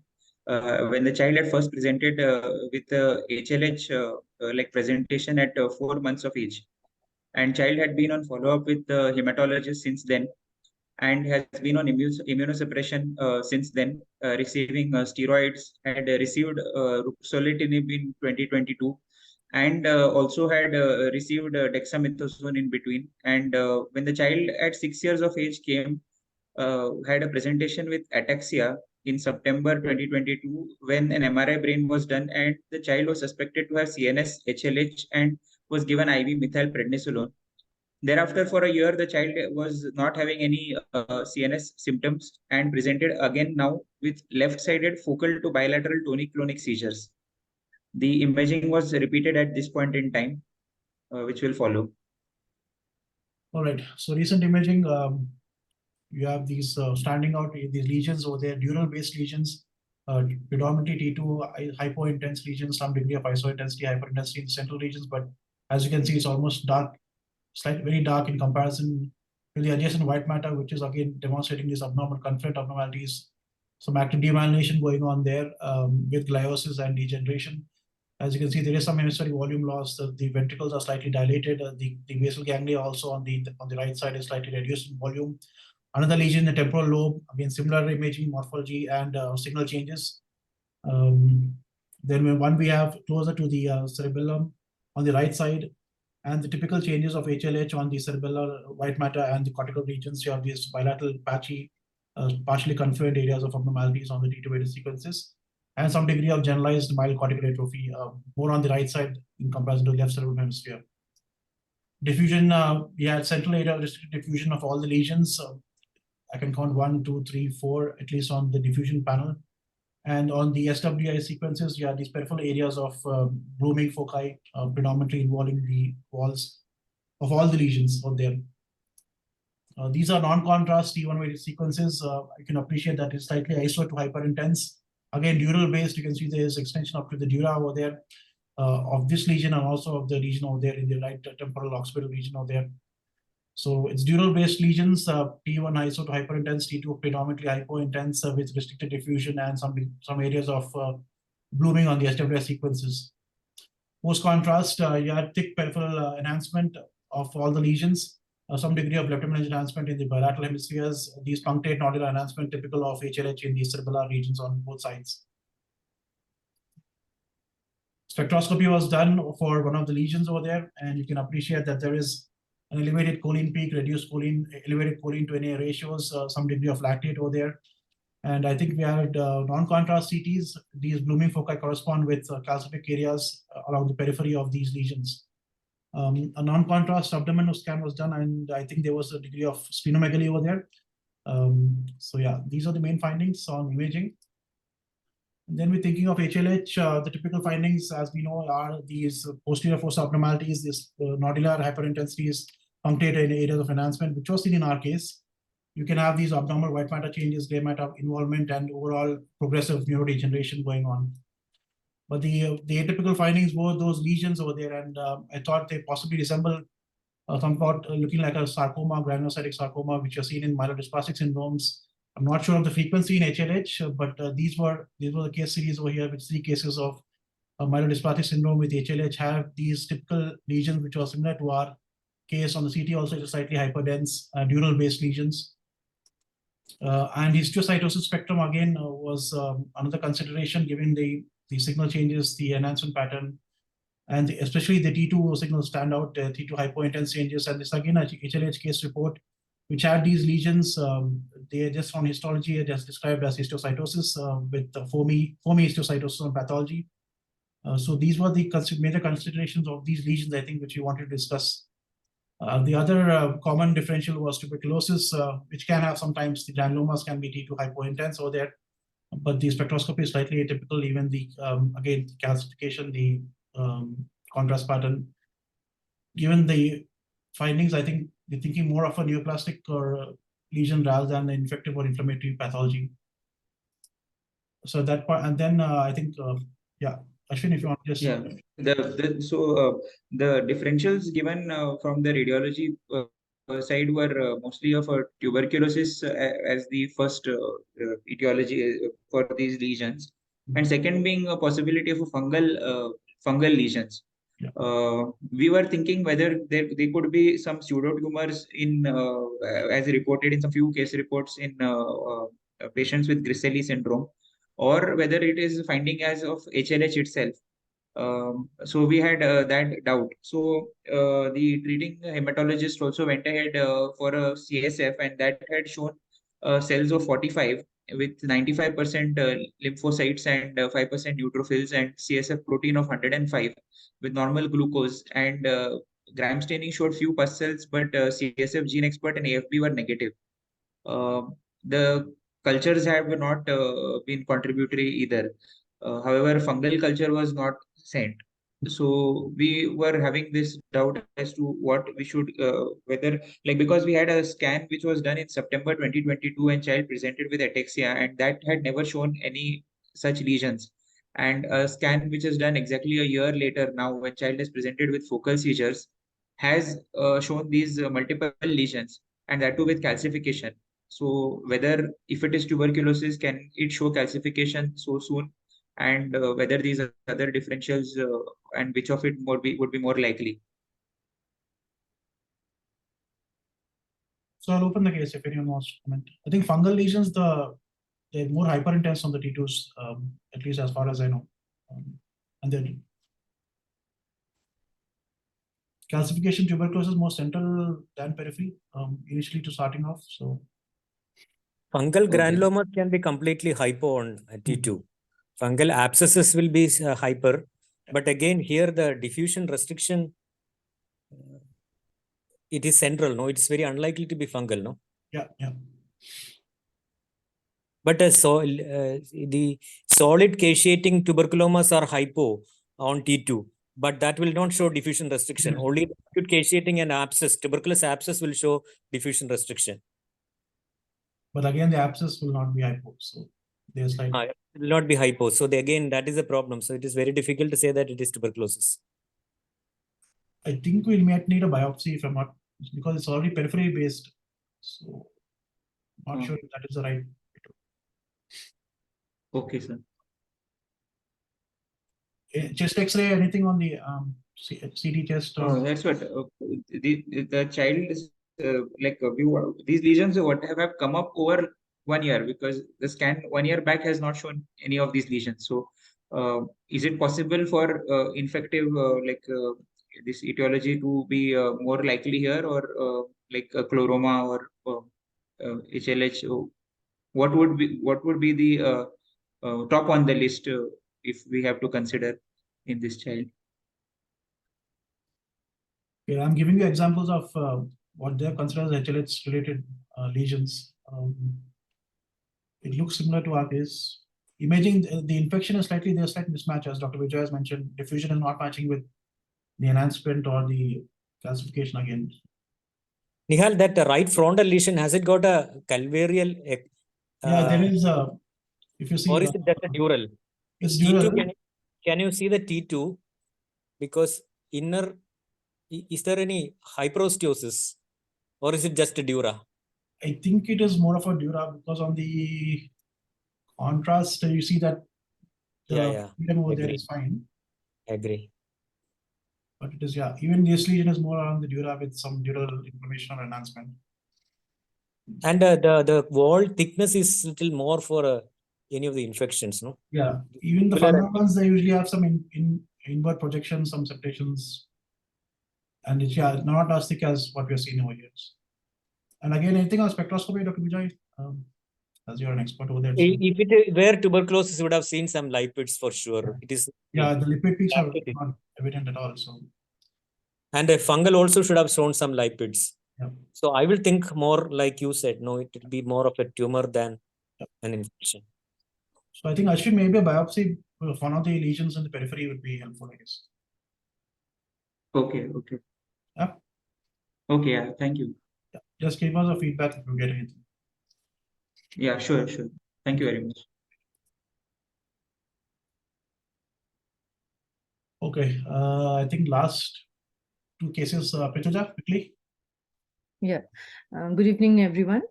This is a 3 years, 9 months old female child born to non-consanguineous marriage and developmentally normal. She presented to us at the end of August, with history of fever for 2 days, loose stool for 2 days, and dull activity for 1 day. And there was also a history of 2 episodes of seizure, generalized tonic-clonic, lasting for around 10 minutes. And there was altered sensorium 1 day prior to admission to us.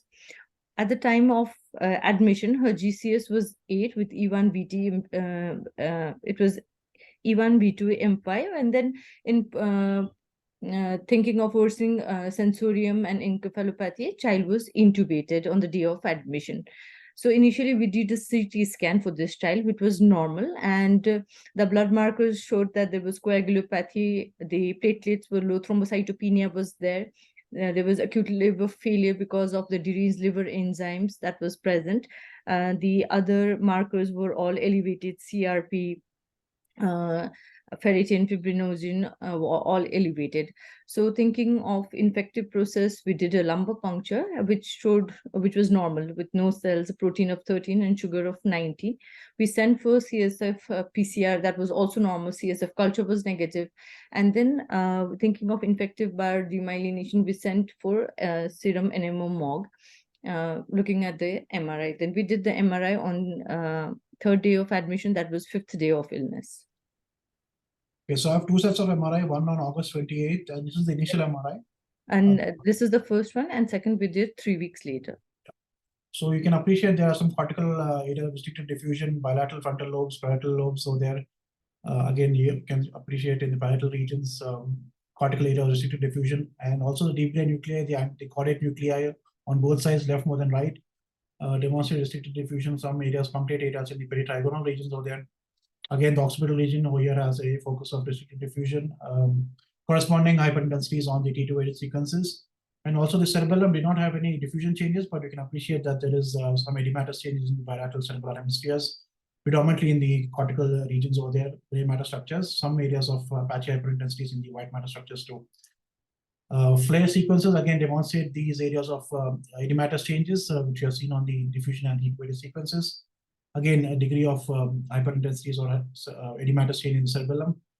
Some sulcal hyperintensities were also present. I'm not sure if the child had anesthesia or not during the process of the MRI.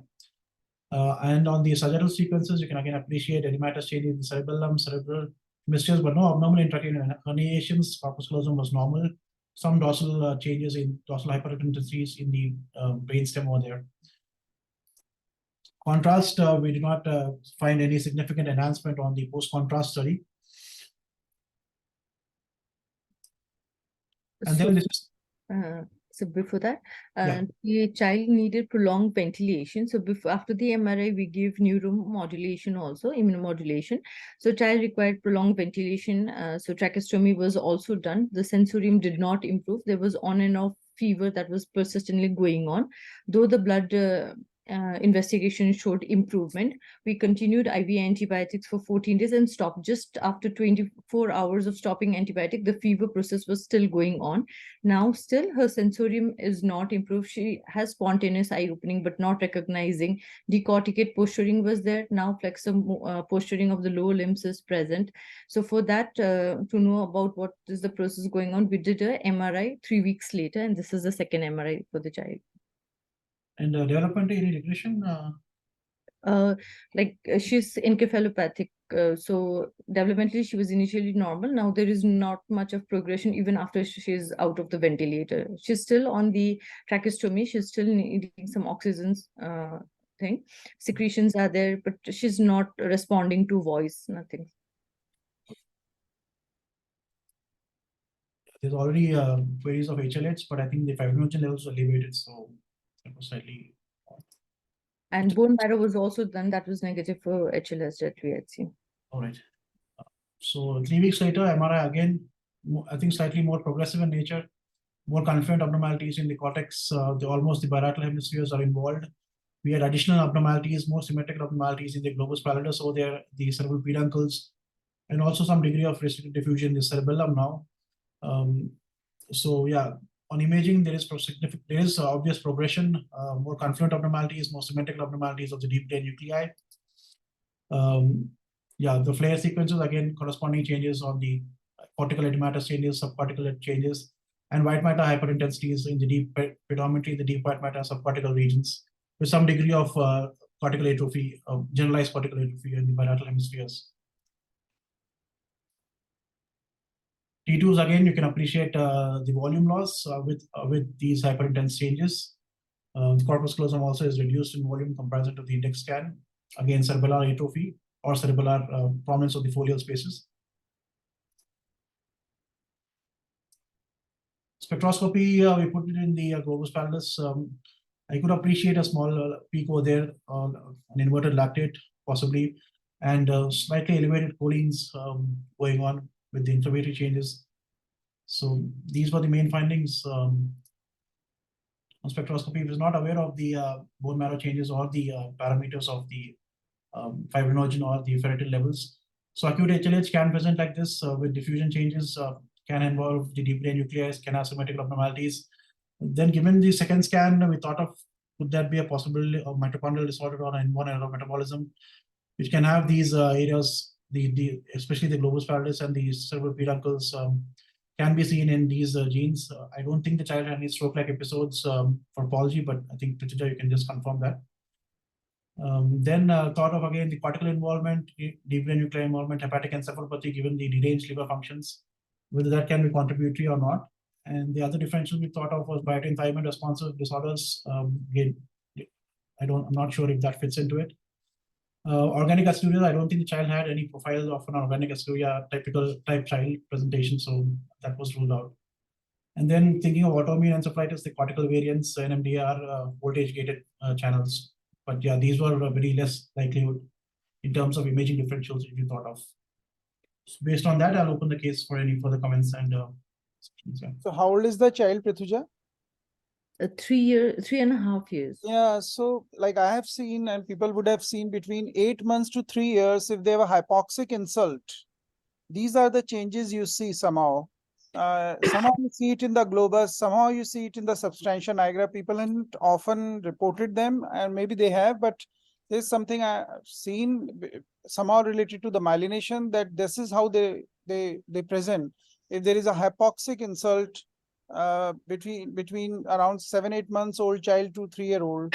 So did this child with that first MRI before that had any hypoxic event?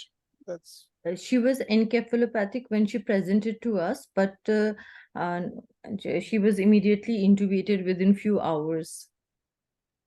And in the hospital, there were no events? No, sir.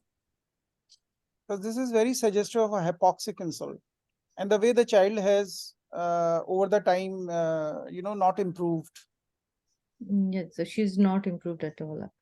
But with the hypoxia cause all these, or is just a separate? Yeah, hypoxia causes all this. Seen it in few patients before. And it looks All like the imaging, the lab abnormalities. liver dysfunction, thrombocytopenia. You know, that was part of the initial illness, whatever was the viral process or whatever process was there. And there must have been an event.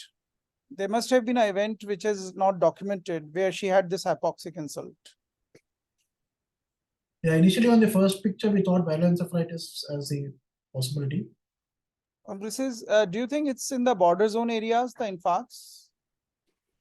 I wouldn't call them infarcts per se, but sorry, diffusion restrictions. I think they're not border typical border zone. They possibly. But it is parasagittal. It is posterior. You know, both White MCA. matter also sometimes is usually involved in this border zone infarcts or border zone territory. It's a more cortical based matters.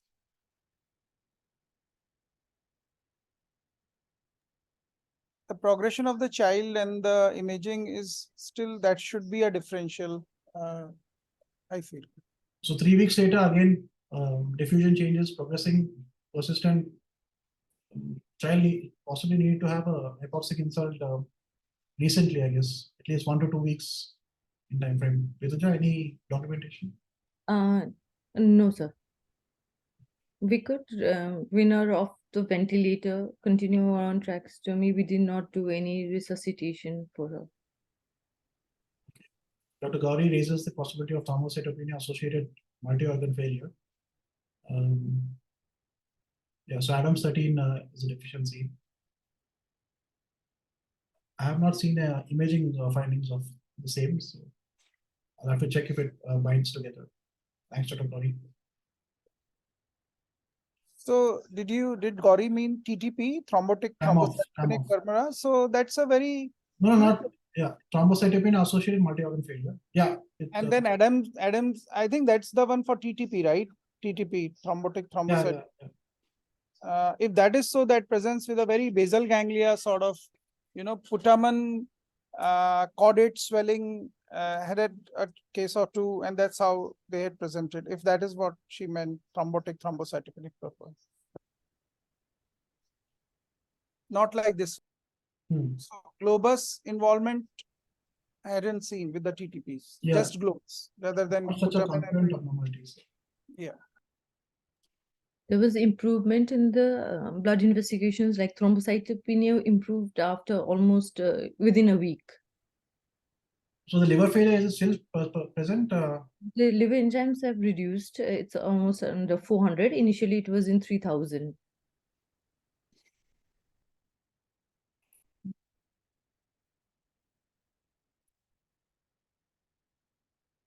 Yeah, cerebellum, as Romit and Dr. Vijay mentioned, hypoxia will be slightly atypical.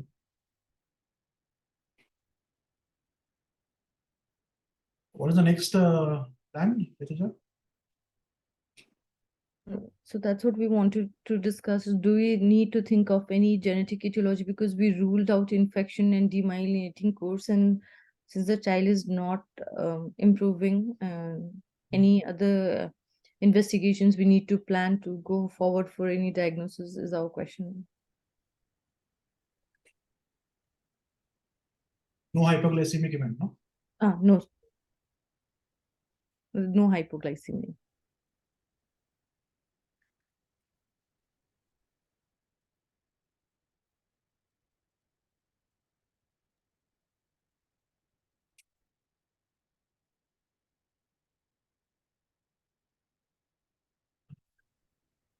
I think it's related to the question of post-fever seizing or febrile infection-related syndrome picture. Clinically, does it fit fires or SARS? No, because seizure was not persistent. We had a seizure episode on, I think, almost 2 weeks back. The last seizure episode. LDH? I don't think so. It is done, ma'am.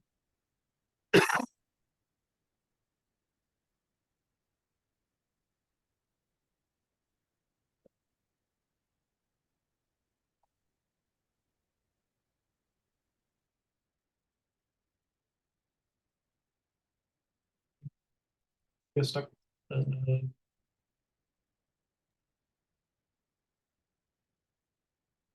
we go forward with the genetic? Yeah, think so, maybe.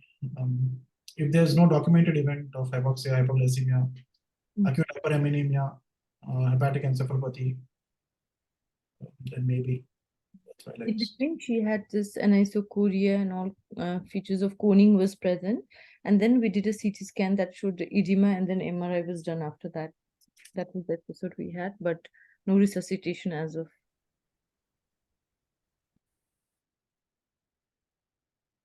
Dr. Vivek, any experience of prion disorders in children? Lucille Jacob, I don't think it's common in pediatric patients, though can have this cortical involvement and deep brain nuclear involvement.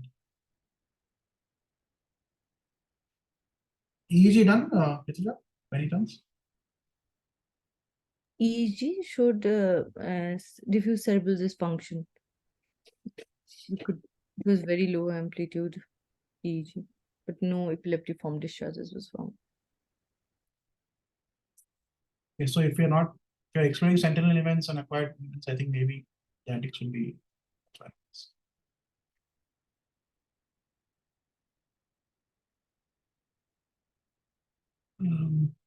Yeah, I don't think anyone else has any comments, so maybe check with genetics if something comes up.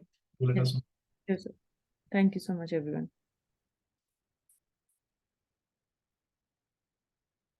Okay, to our last case, Anas, quickly. Go ahead. Good evening. It's a 18 months old male child born to third-degree consanguineous parents. Child was pre-morbidly developed normal, present with fever and upper respiratory tract symptoms on and off like cough, cold for 2 weeks. Child was managed in OP basis in a separate hospital. 2 days prior to the admission, parents noticed baby was excessively dull, not recognizing them well, and was not feeding well.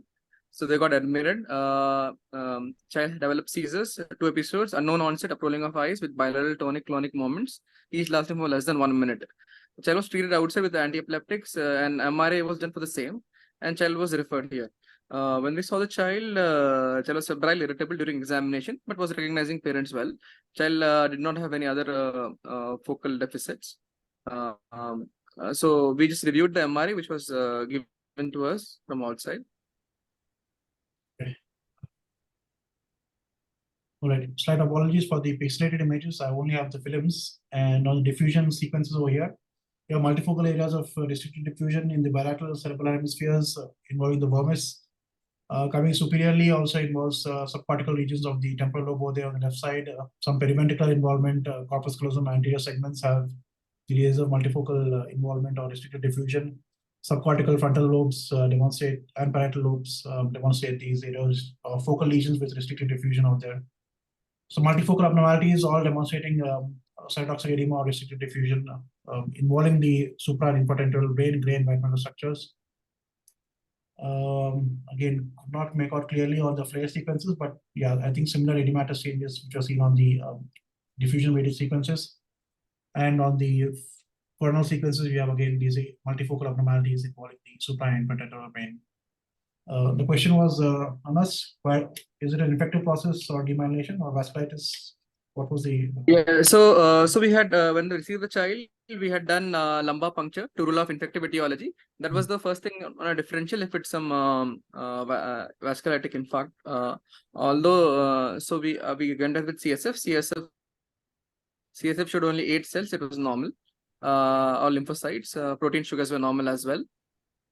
And child did not have any focal deficits such. So we just child had received some antibiotics already out from the outside. We had sent based on the CSF analysis, we had sent latex as well, and viral PCR. All were negative, and child improved with this antibiotics alone. We had not given any immunomodulation. So the main question was, should we be thinking of only infective or something else as well? Because the child improves spontaneously. And we have asked the child to come on follow-up. The child will be returning to us tomorrow. So child did not have any further seizures, any other issues. Child recovered well, back to baseline.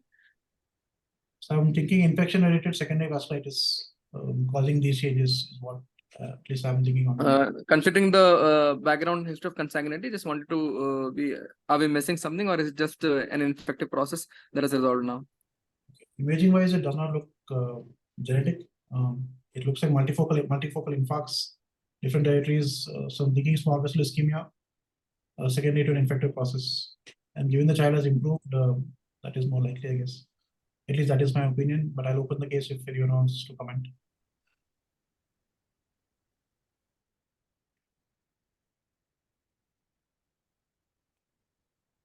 If I got your point correctly, this child has no longer any seizures and is improving spontaneously.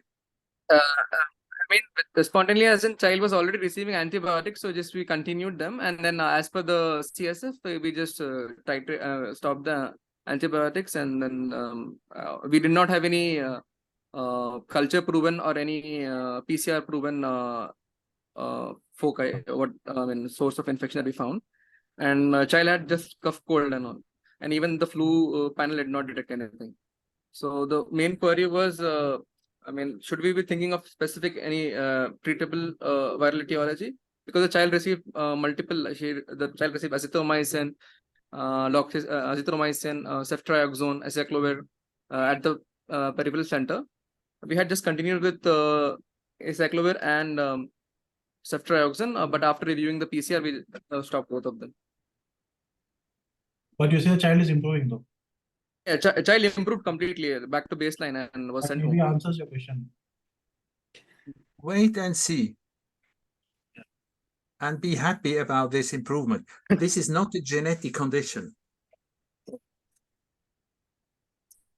Any specific? Yes, echo was done. Echo was normal.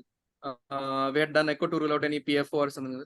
No other workup of stroke was done as well. This lipid profile, and it was normal. No PFO. 2D echo was done. Sickle cell? Clinically, it's not fitting, but we have not done sickling as such. But clinically, not fitting as fine. Yeah, so I think given the child is improving, then I think acquired cause related changes, unless there's repeat or recurrence.